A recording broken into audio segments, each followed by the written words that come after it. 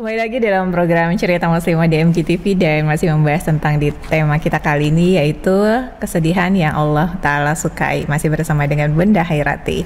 Ya Bunda, tadi dua sayap yang harus dipunyai ketika kita mendapatkan indikator bahwa tobat kita diterima, yaitu berupa rasa sedih. Sedih atas kelalaian kita di masa lalu, sedih ketika kita melalui waktu-waktu kita dengan banyak dosa, sia-sia, maksiat gitu ya, dan penghayatan kita terhadap Allah Subhanahu wa taala. Dan cara bagaimana ketika sedih itu bisa menghasilkan satu yang produktif tadi Bunda katakan, ini dua sayap yang harus dipunyai oleh seorang muslim, ada roja dan khauf. Tidak senantiasa terus kita takut gitu ya, karena itu nanti akhirnya kita nggak akan bisa berbuat apapun, dan takutnya juga khawatirnya dibisiki oleh setan gitu ya, tidak merasa taubatnya diterima, akhirnya ya udah nyemplung sekalian katanya gitu kan. Tapi rojanya juga memang harus senantiasa benar-benar diseimbangkan gitu loh, ketika tahu bahwasanya Allah Ta'ala itu maha penerima taubat, maha pengampun dan lain sebagainya, itu mendorong agar bisa jangan sampai jatuh lagi pada kesalahan yang sama. Nah, kalau yang sekarang banyak terjadi itu Bunda, kalau media sosial kita lihat banyaknya kasus yang marak sekarang gitu ya Bun. Satu kejadian itu ternyata misal contoh aja nih, contoh kalau yang lagi rame itu adalah tentang kasus asusila, baik itu guru terhadap murid gitu ya, atau dosen terhadap mahasiswa, atau dokter spesialis terhadap pasien gitu ya Bun ya. Itu sebelumnya sudah pernah dimediasi, dalam arti kata pernah tanda tangan tidak akan melakukan lagi hal tersebut gitu ya, sudah pernah diadukan gitu, tapi ternyata akhirnya masih terus gitu. Dan Allah buka kan, kalau misalnya kejahatan yang seperti itu kan Allah buka gitu ya Bun. Ini implikasinya seperti apa ya Bun ya kalau permasalahan-permasalahan seperti ini itu, sedangkan roja dan khauf itu kan harus kita punyai itu. Silakan Bun. Iya, pertama ya, tidak ada satupun manusia yang tidak berbuat dosa, tidak ada. Sudah jelas hadis riwayat Imam Tirmizi ya, setiap Bani Adam itu pasti berdosa. Sebaik-baik pendosa adalah yang mau bertobat. Pertanyaannya, yang mau bertobat. Jadi kalau misalnya kita punya dosa, itu manusiawi punya dosa. Tapi sebaik-baik pendosa itu yang mau bertobat. Bertobat itu kembali ke jalan Allah, ar-ruju ilallah. Nah, tobatan yang benar adalah taubatan nasuha, di mana dia berjuang mati-matian untuk bisa melawan nafsunya, untuk tidak jatuh lagi dalam dosanya. Di sini akan dia dapat ciri-cirinya adalah kesedihan yang mendalam itu. Jadi kalau dia punya rasa sedih yang mendalam, karena apa? Saya sudah bikin dosa, saya takut sama Allah, nanti gimana saya mempertanggungjawabkan di akhirat, saya sudah zolim kepada manusia juga kepada Allah. Itu remuk rasanya hatinya karena dosa yang dia lakukan, ya kan, remuk redam karena dosa itu, maka dia bisa bertahan dalam istiqomah dalam tobatnya, dalam mujahadahnya. Tetapi kalaulah misalnya dia ketahuan lalu dia tanda tangan, sekalipun dia di penjara dan seterusnya, kalau dia tidak tobatan nasuha, itu kan semua itu hukuman dunia manusia ya. Tapi kalau dia tidak punya rasa takut kepada Allah, maka dia akan mengulangi dosa itu dengan sengaja ya.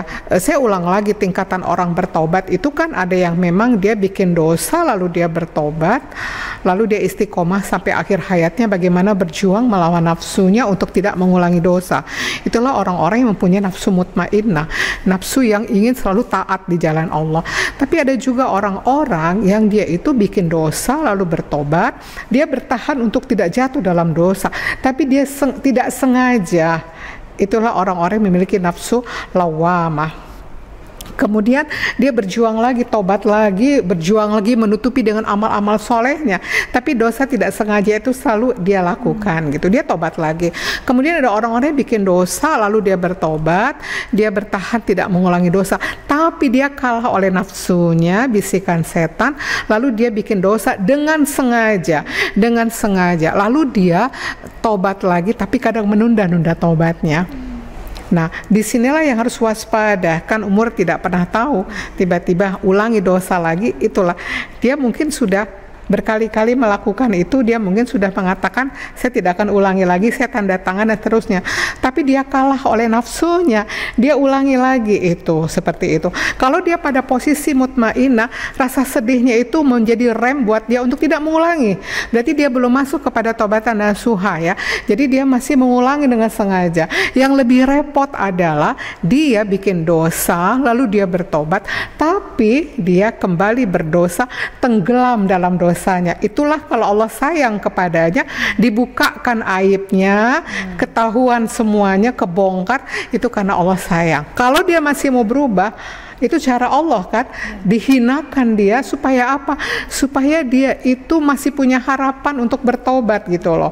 Tapi jangan ulangi lagi. Kalau kamu ulangi lagi berarti khauf kamu itu nggak ada. Kamu hanya berharap kamu selamat ke surga, diampuni Allah. Tapi kalau kamu nggak punya rasa takut, kamu akan terus-terusan terjebak dengan dosa-dosa lagi gitu loh. Nah, makanya tidak ada jaminan orang yang tanda tangan hitam di atas putih, di penjara sekalipun dia keluar dari penjara, tapi kalau dia tidak punya yang namanya khauf dan raja itu, dan dia tidak taubatan nasuha, semurni-murni taubat, dia akan mengulangi lagi gitu loh teh. Jadi memang fenomena hari ini kuncinya adalah dia merasa nggak Allah mengawasi. Mengawasi itu kan Allah melihat, Allah mendengar, Allah menyaksikan gitu. Dia itu kan tauhid ya, merasa diawasi. Kalau sudah merasa diawasi, takut kepada Allah, dia tidak takut. Dia tuh kadang kita tuh lebih takut kepada CCTV gitu loh, tapi tidak takut kepada Allah gitu. Makanya akan mengulangi terus seperti itu. Nah, hanya Allah lah yang bisa memberikan dia kesadaran. Ini kan kita tidak tahu ya, begitu dia ketangkep, begitu misalnya dia terbuka aibnya, apakah itu membuat dia sadar lalu bertobat, dia menangisi dosa-dosa itu, atau dia menangisinya karena ketangkepnya. Iya, itu ada dua kemungkinan Bunda. Sedihnya, sakitnya, menderitanya, apakah dia nanti di penjara itu menyesali perbuatannya dan tidak mau ulangi lagi, atau sedihnya, duh aku jadi dikurung, nggak ketemu keluarga, nggak bisa bebas. Itu beda.